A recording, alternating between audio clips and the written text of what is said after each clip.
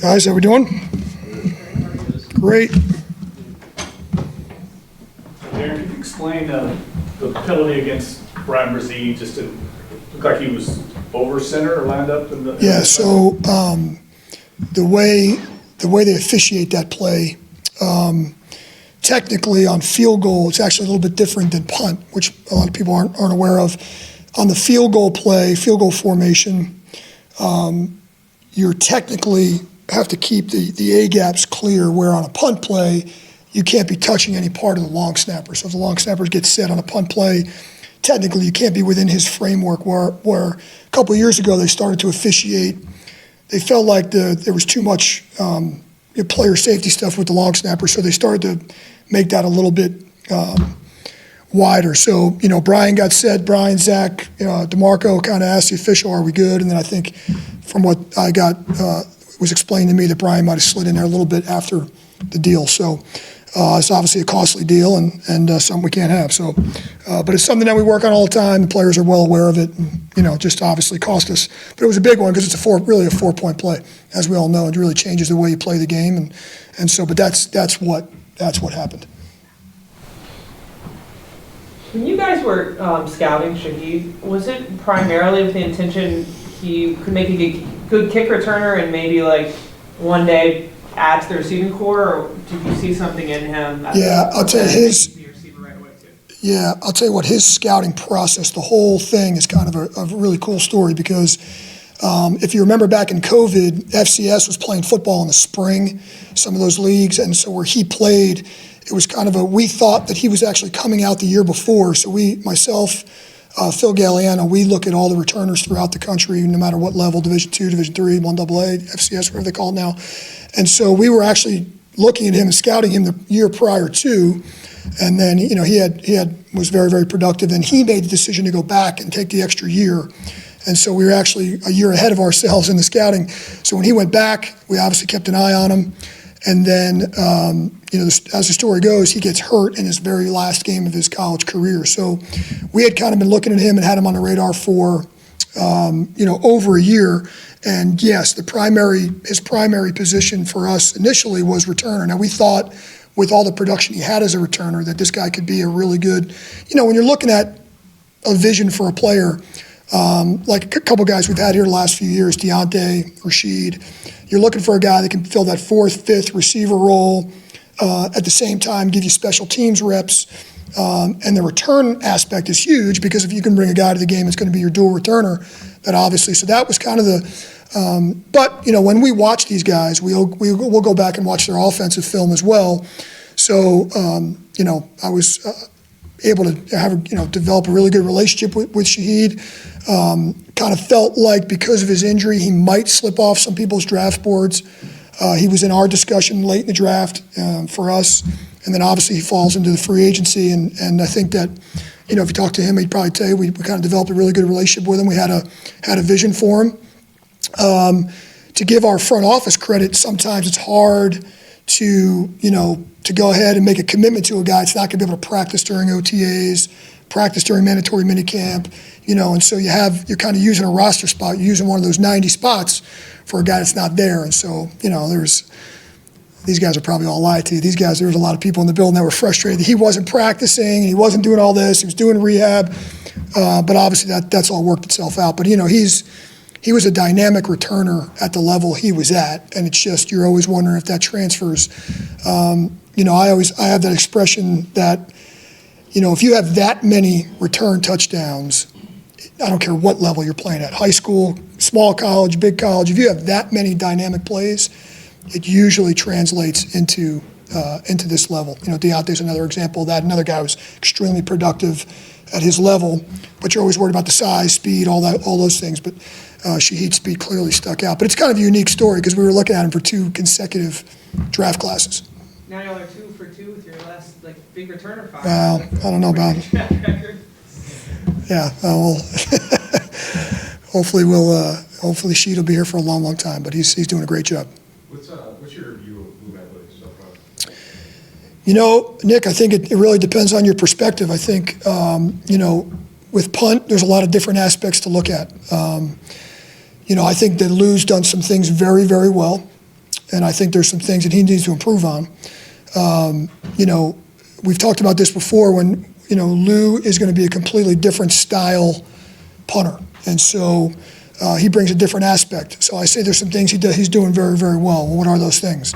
I think we're in the top 3 in the league in punts inside the 20. I think we're in the top 3 in the league in return yard average against. He limits what the other team can do in terms of game planning and returning against you. There's some things I would like our net punt to be a little bit better. I think, he's got 39 punts, and I'm going to tell you there's 4 or 5 of those punts we'd love to have back that were won. The one at the end of the Jacksonville game is one that comes up to mind that we kind of missed our location. But like I said, I think he's doing some things that are very, very good. And again, I think it's perspective. What numbers are you looking at? If you're going to look at gross punting numbers, then that's not really, it's like, or if you're looking at hang time for a guy like Lou Hedley, those aren't going to jump out at you. But that's like saying, that's like timing Tim Wakefield's fastball. It really is irrelevant. It's an irrelevant stat.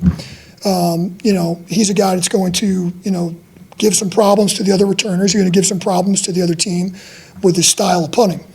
I would like our net punting to be a little bit better than it is. That's really the bottom line number at the end of the day. And so I would like that number to be just a shade better.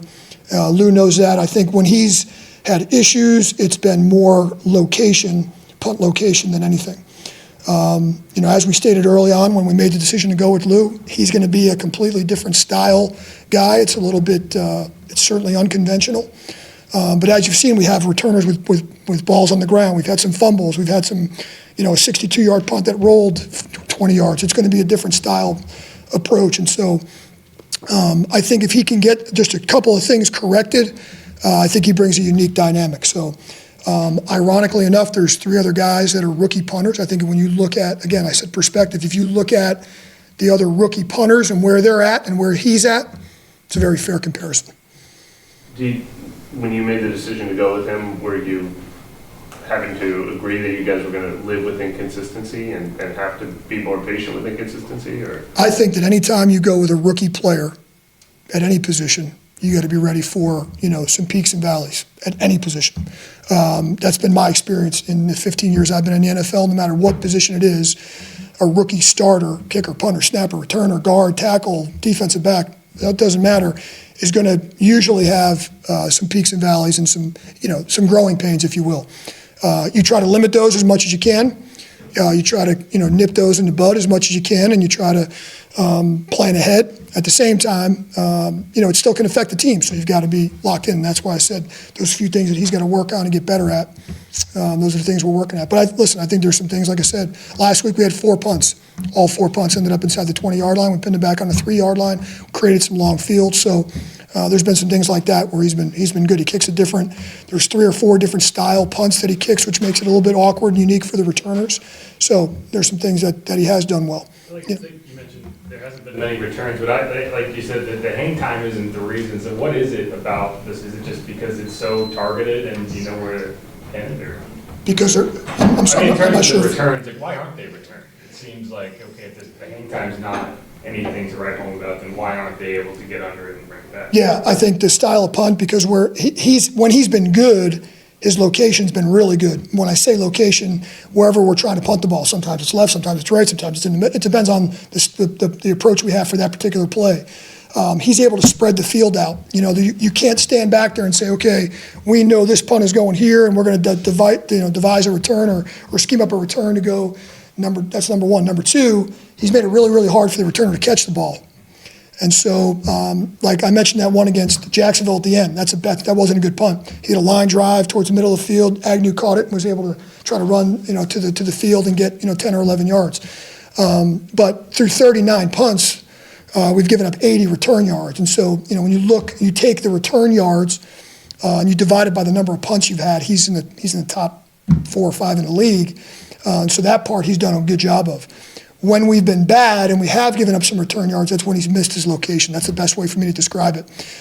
When you look at him, he's not a hang time style punter. Now of 39 punts that we've had, I'm going to tell you that there's 15 to 20 where the hang time is really irrelevant. So if you're timing a hang time, you're wasting your time because that's not the type of style of punt we're trying to kick. We're trying to kick a more of a rugby, Australian-style punt, or we're trying to locate it towards the sideline or hit a spinner or different types of punts. And so that's why he's been effective in that, because it's hard to game plan. So whether it's the rollout punts or the punts to the left or whatever, it's hard to kind of come up with a game plan, and he puts a lot on the other team's plate.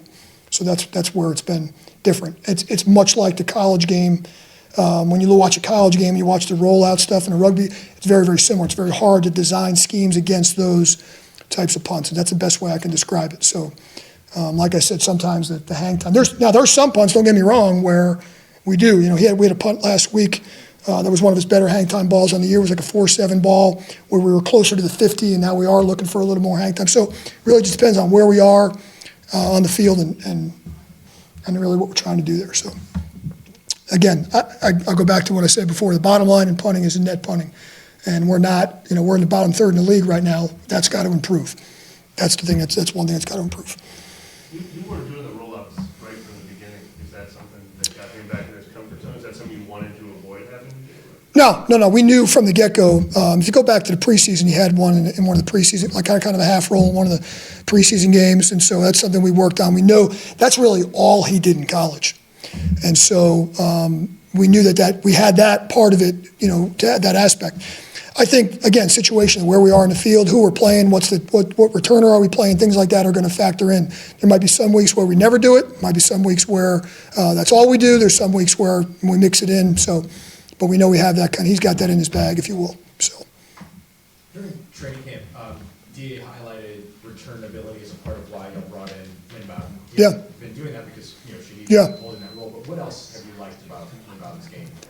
Yeah, I'll tell you what. First of all, I really liked Lynn coming out as a college player. I thought he was a guy that could do a lot of things because he just had a toughness to him. He had really good job with the ball in his hand. I think the thing he's impressed me the most, offensively and special teams wise, is some of the things he's doing without the ball. I know last week on offense he was doing a great job downfield blocking on the second level. He's kind of one of those guys, a little bit of a jack of all trades in terms of. He's our backup kick returner, punt returner. He's a backup at a bunch of different spots. He's got that quarterback mentality because obviously he played that in college. So he's got that little bit of Taysom-ism, if you will, in terms of being a multiple guy. So there's a lot of things he can do. And so he's kind of has a little bit of different toughness about him. He has a little bit more of a defensive mentality, if you will, for an offensive player. And so there's really a lot of different roles he fills. He hasn't necessarily gotten out there to do those on special teams yet because those haven't come up. Like you said, Sheed's been our dual returner, but we know that obviously he's capable and willing and ready to do not only that, but some other jobs as well, coverage stuff like that. Maybe you can't say this.